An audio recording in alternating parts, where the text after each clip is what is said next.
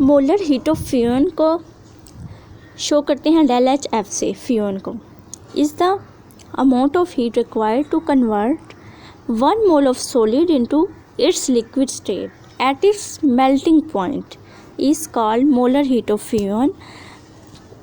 Molar heat of fusion के लिए ice जो है वो है 6.02 किलो जॉल पर मोल। ये इसकी डेल एच एफ की वैल्यू है, एमसीक्यूज़ के लिहाज से इम्पोर्टेंट है। इसमें वाटर में कन्वर्ट हो रहा है, लेकिन सॉलिड स्टेट से लिक्विड में कन्वर्ट हो रहा है।